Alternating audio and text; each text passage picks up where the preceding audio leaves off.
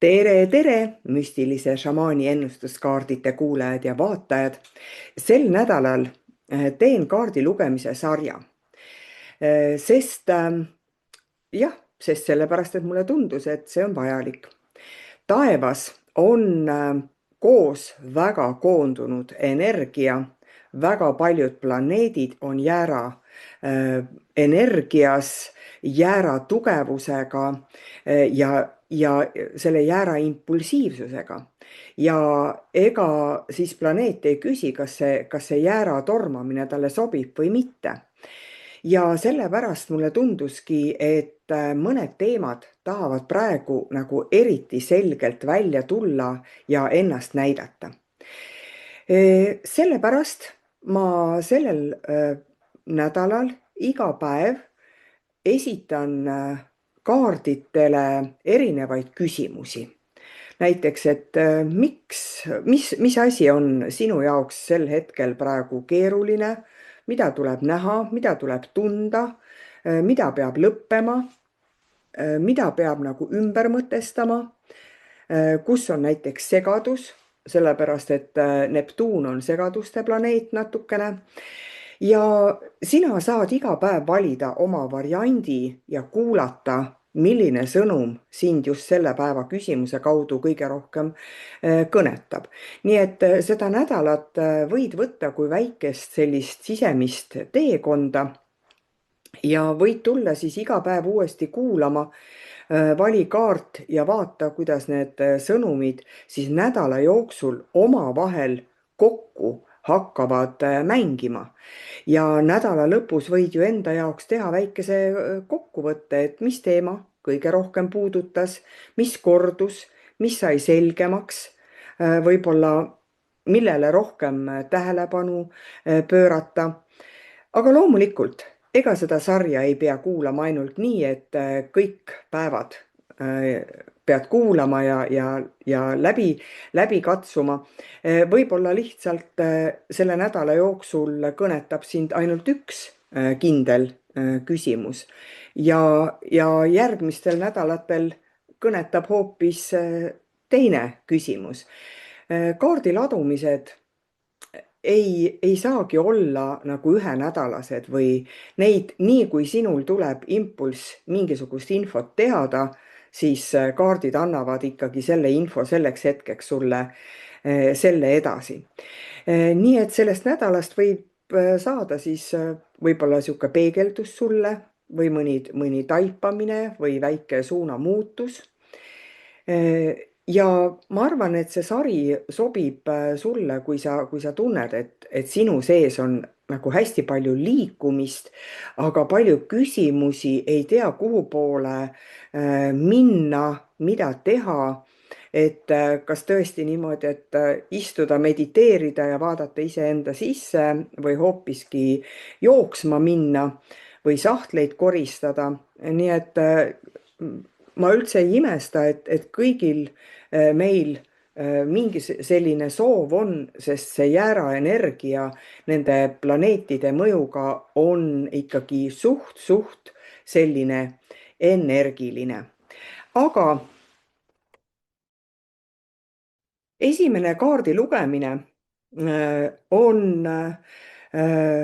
see vana haav, mis on Chiron, mis on ka praegu jääras.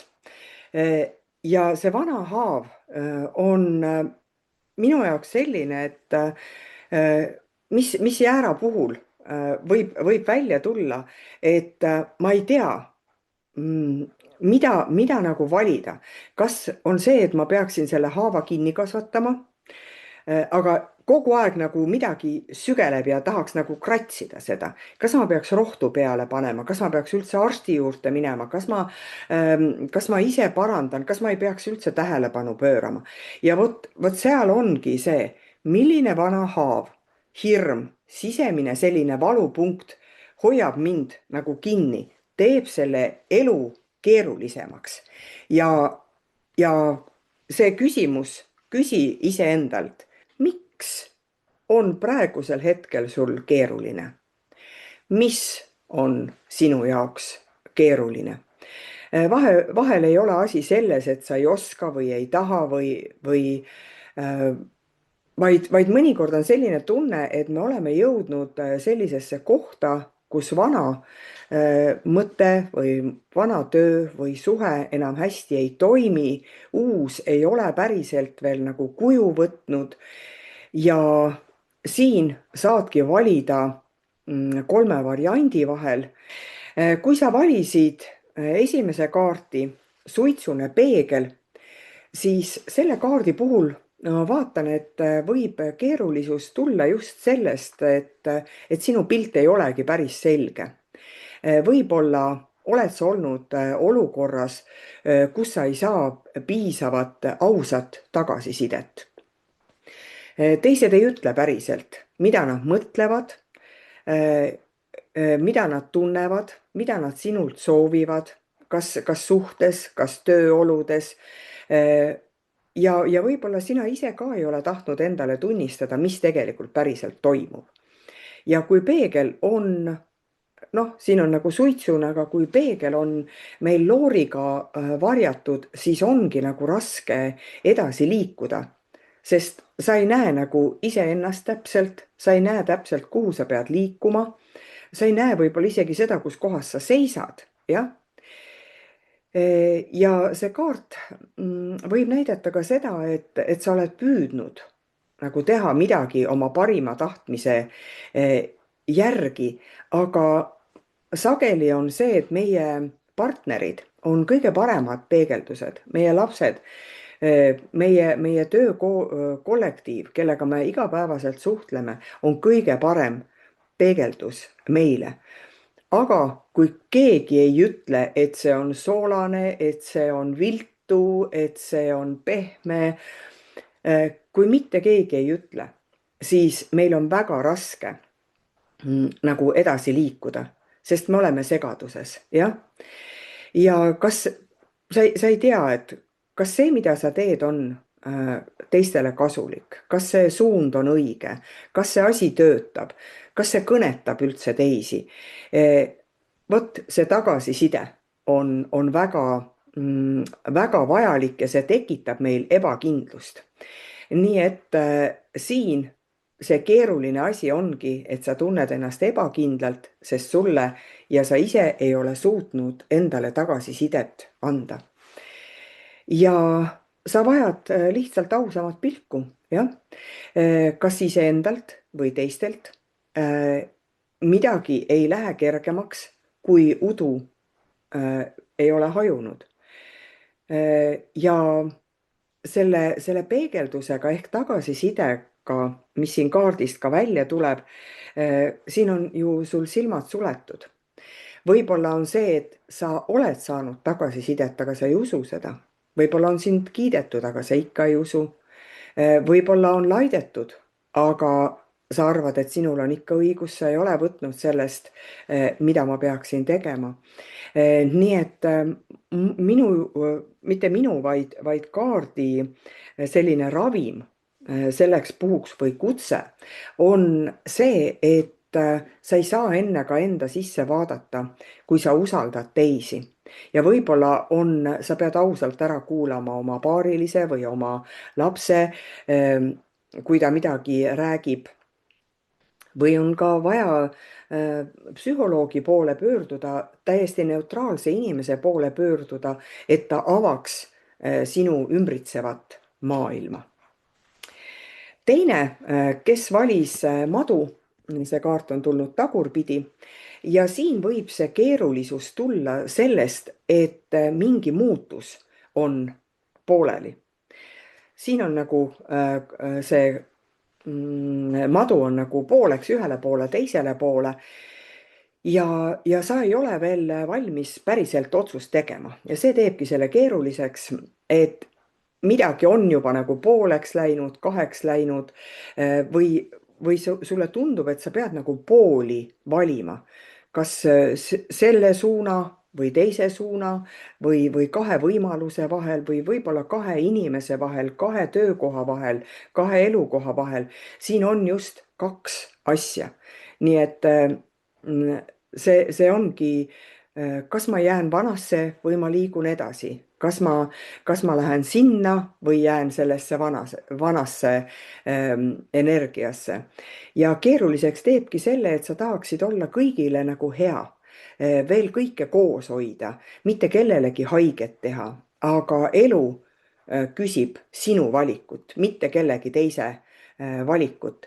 ja, ja see kaart noh, tuletabki meelde, et see keerulisus